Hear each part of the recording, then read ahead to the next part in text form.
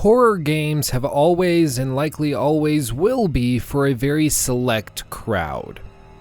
These players like putting themselves in situations which are incredibly stressful and sometimes even agonizing, all in this weird attempt to be entertained, and sometimes that experience falls far, far short and simply is stressful without being fun, and sometimes it's too much fun without being stressful, at which point it defeats the purpose of its inception.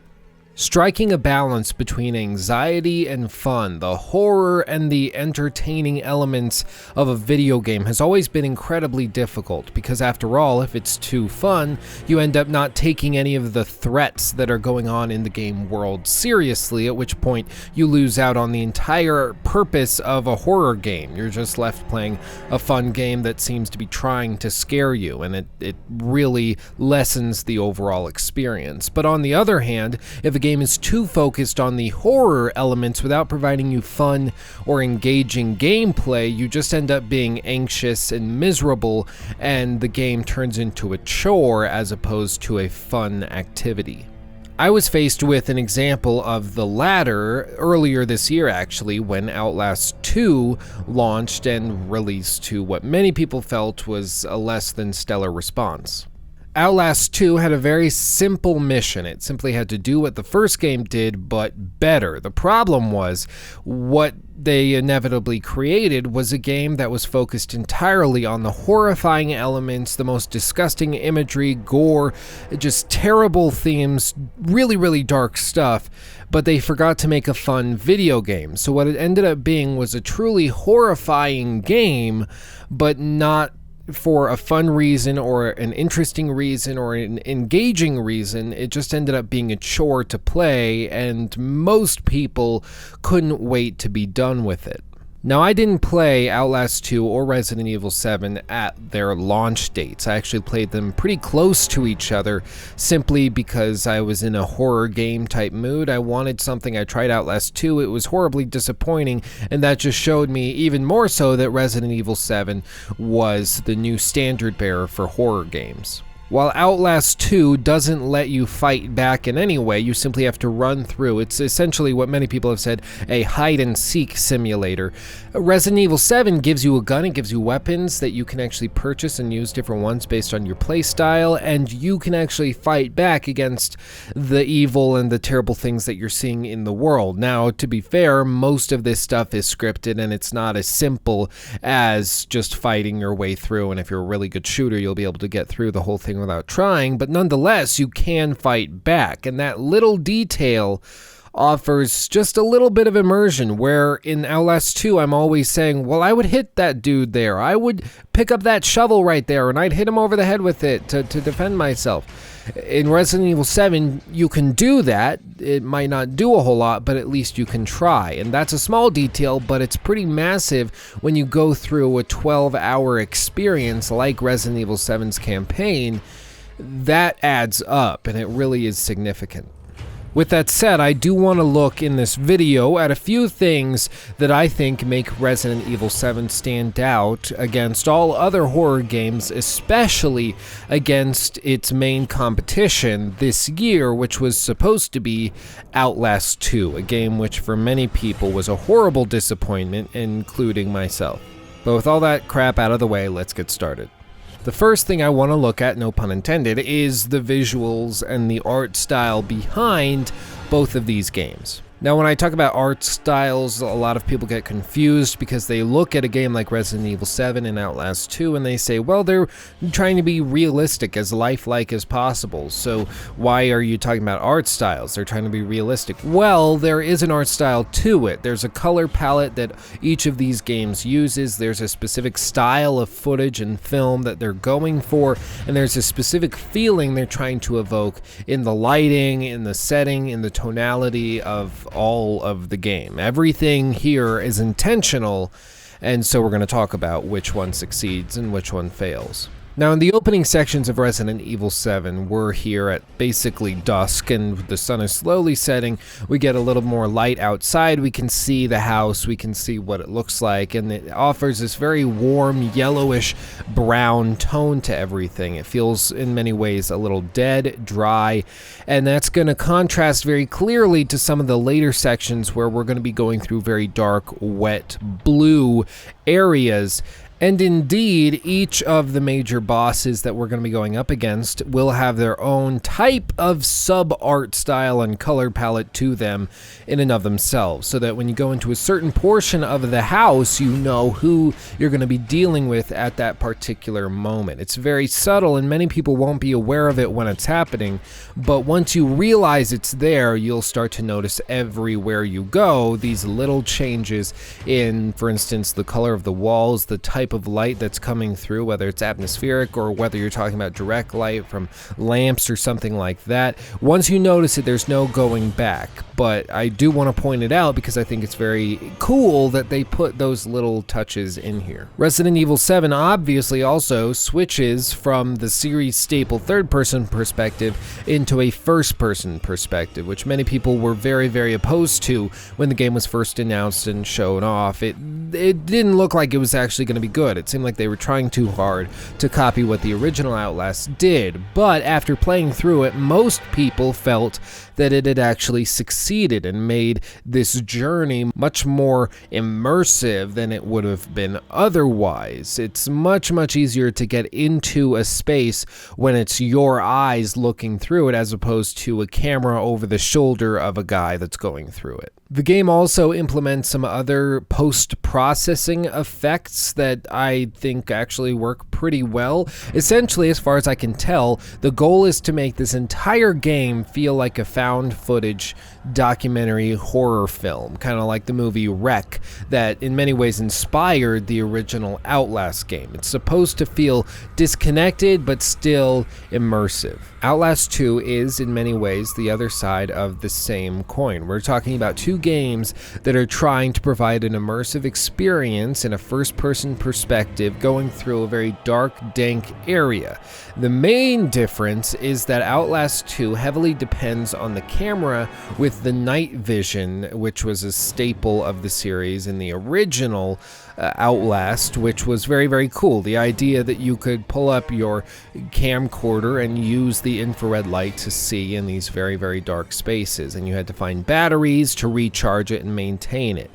The problem is that when that is relied on too heavily, many times the areas all look the same. They're very dark, they're very dank, they all have this weird bluish tint to them, and it gets hard to differentiate between them. In the original Outlast, they focused a lot on having varying locations with different styles, with different lighting sources. Certain sequences were lit with fire or bonfires in the background, or perhaps burning crosses. Other sections you had to go through just with your camcorder.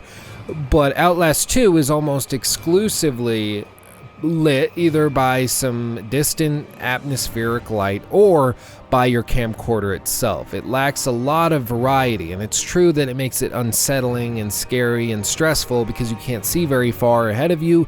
There's not much light to it, so it's not very comforting.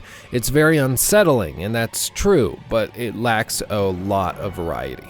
Now, one thing most people can agree on is that both games really struggle and spend a lot of time in the Uncanny Valley. And what this essentially means is that when you have a humanoid character, like any of the main characters in either of these games, they look just lifelike enough that you can understand that they're people, that they're supposed to be living, breathing things. They have voice actors, they have realistic movements, but something about them is just off enough that it's unsettling, that your brain tells you this is a foreign item and we should get away from it. It's unsettling, it's scary, and perhaps it's intentional, or perhaps it's simply a reality of trying to make lifelike humans in 2017 for modern consoles. That's also possible. Either way, it does succeed in making things unsettling, but in Resident Evil 7, it's very visible through the hair and especially the mouths and the teeth of the characters, especially in the opening video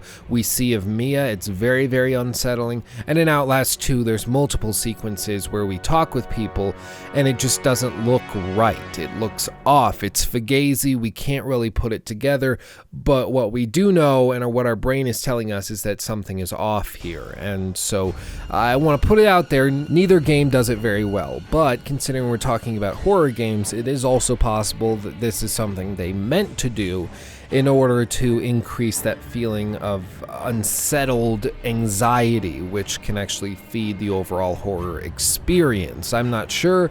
Maybe that's just a decent excuse they can point out and point to as to why they came up short in this regard, but I felt I should mention it and put it out there because all throughout the game you'll notice the hair of these characters, their mouths, all move very, very strangely to the point where it can tear you out of any modicum of immersion that you were feeling at the time. Now, I do want to be fair, both of the engines used in each of these games have their strong suits and can excel in certain areas. Resident Evil 7 is able to consistently put forward environments which look incredible, and once you get into it, can really sell an immersive, realistic looking experience, as long as you don't look too closely at the humanoids.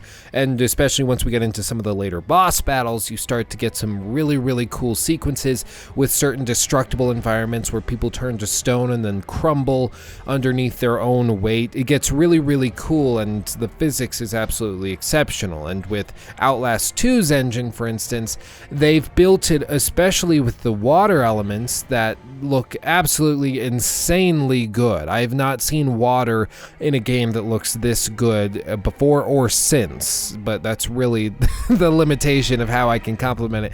They've got a few things they do really, really well and others that really fall short, but in general, these games both look really, really good and get the job done, specifically in creating an immersive and believable environment for you to play in.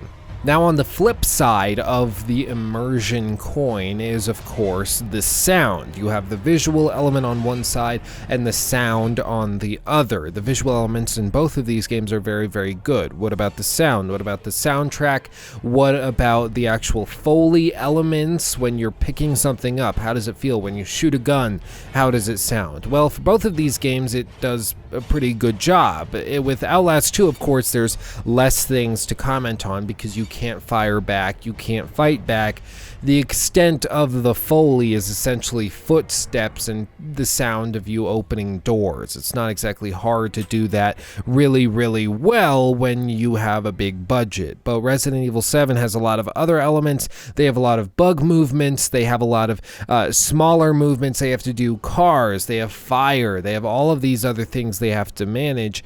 And in general, it does a very, very good job. Now, the soundtrack to each of these games, I think, gets the job done, but I'd have to give the award to Resident Evil 7. The soundtrack is really incredible, and there's a cover of a song that plays at the beginning and at the end. It's a cover of a song by the name of Go Tell Aunt Rhody, and I'm sure you've heard it before. I can't play it right now without risking copyright infringement, but I highly recommend that you go check it out and listen to it. It's a brilliant cover, and I don't know why exactly it fits in with this game. Maybe you can explain it down below, but I absolutely love it. Now, as for the voice acting, I think actually both games do a pretty good job of it. I don't think that there's necessarily a weak actor in Outlast 2. I think they all do a pretty good job, and with Resident Evil 7, they all do a pretty good job. Now, I think it goes without saying that there's a very fine line between cringe and scary. Many people that try to be scary end up being cringy, and it's really unfortunate because a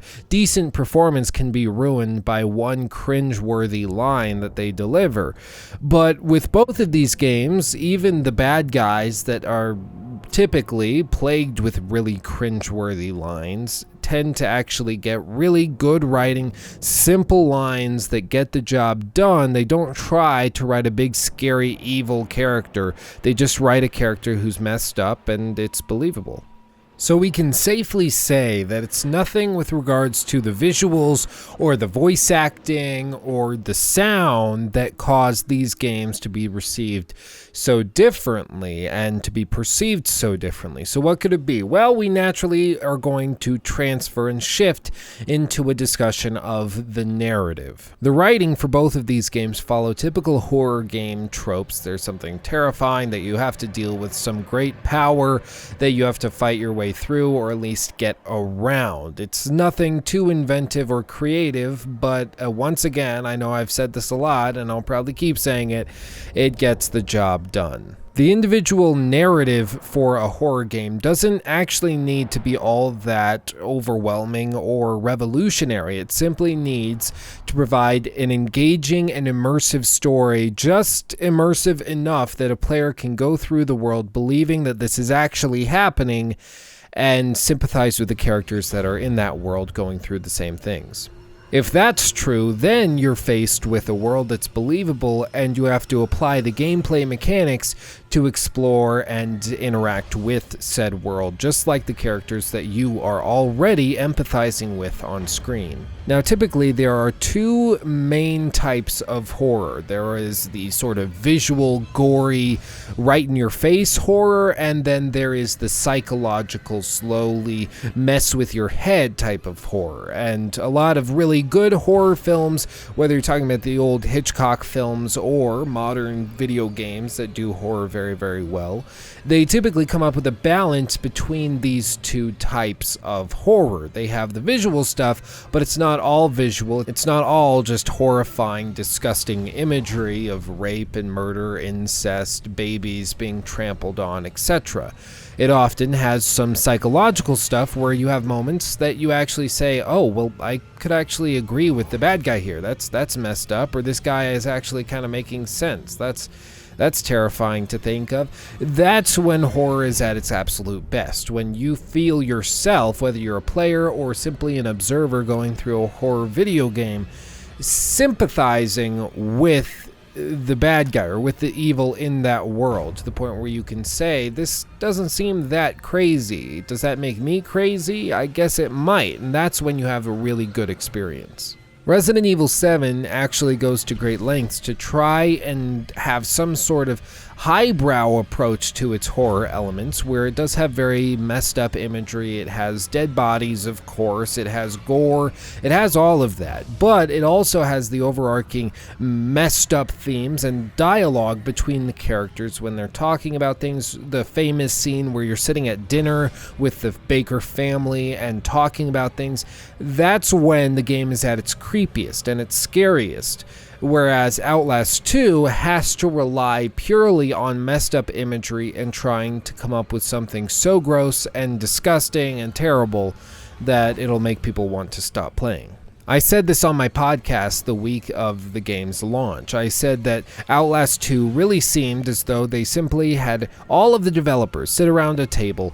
They all wrote the most messed up thing they could think of down on a piece of paper. They put it in a bowl and then they pulled it out, and that's what they decided to put in the game. They said, oh, well, what if we had this woman get raped? Okay, well, sure, why not? What if we had this woman slowly over the course of the single night that you're playing through get 9 months pregnant and then give birth to the baby at the end of the game, and it's all bloody, and then she dies right then and there? Okay, yeah, let's put that in the game. What if we go and we do, like, it's just truly horrifying and disgusting, but that was their goal. And after all, it is a horror game, but it loses all real meaning because it feels as though they're simply trying to be gross and disgusting, as opposed to trying to put something in the world and tell a story with the horror elements making sense. It's kind of the chicken and the egg. Which came first, the disgusting imagery or the story explaining the disgusting imagery? The story explaining it has to come first in order for it not to feel as though it was ham-fisted and just shoved in there.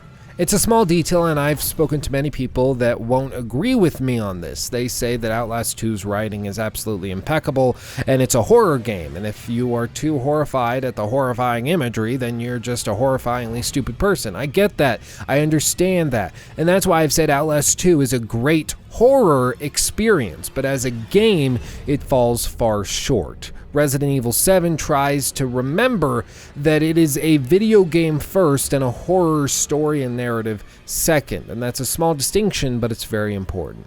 Another element of game design that Outlast and its sequel, Outlast 2, have both been criticized for is, of course, the idea of ludonarrative dissonance. Now, if you're not familiar with the term ludonarrative dissonance, that's fine. It was coined by a blogger about a decade ago, but essentially what it means is that there's a distinction between the narrative of the game and the actual gameplay within it. So, what that would mean, with regards specifically to Outlast 2, is that Outlast 2 puts you in this horrifying town with a lot of crazy people that are trying to kill you, and specifically kill this baby that is strangely growing in your wife's belly. And so you run through and you try to escape all of these people, but you aren't able to fight back except in very, very scripted sequences. When you're typically just going through the world and somebody comes to attack you, you don't have the option to pick up the shovel right next to the door you're standing at and hit them in the head with it. No, you have to run and hide in some barrel or go and hide in a water trough or something like that. It's why many people have said that Outlast 2 is simply a run and hide simulator, not an actual horror game. It doesn't actually feed your immersion by allowing you to do what you would actually do in a given situation. It instead forces you to play by its own rules, which aren't even explained in the story. Now, they could have explained it in the story. Maybe Blake is some sort of massive pacifist or Gandhi reincarnated, and he's just not going to do anything like that. Perhaps he has some physical condition, or perhaps at the very start of the game, during the helicopter crash, you get so horribly injured that you're limping throughout the rest of the game. You don't even have the strength to do it. But no, it's not even explained in that degree of effort. It's simply given that your character is very, very capable. He's able to run and sprint and film all of his experiences, but he can't do as much as picking up a rock and throwing it at somebody. It's really frustrating once you go through the game and start thinking, what would I actually do in this situation? It's really frustrating. On the other hand, Resident Evil 7 does give you weapons that you can use. You can use a chainsaw at a certain point, you can use guns, you can use your knives, you can use a shotgun, whatever you need to do, you can use those to get past certain characters and enemies if you want to. Or you can go through the stealth way and save up your ammo. It's up to you. You can play through the situation as you would in real life. That was, at least for me, the first and biggest distinction between Outlast 2 and Resident Evil 7. Whereas Outlast 2 looks at a situation and says, no, you have to play it passively. You have to go through the world as a scared little child who's totally helpless in any given situation. Whereas Resident Evil 7 says, no, a normal person would probably pick up a gun or a pocket knife and hack and slash, or at least try to survive or defend themselves. So we're going to let the player do it. It might be helpless. You might have no chance because you're going up against somebody that can basically reincarnate themselves instantly. But at least we're going to give you the option to try and defend yourself. It's a big difference between these two games. Outlast 2 says run and hide, Resident Evil 7 says fight, and at least for me, I prefer the latter.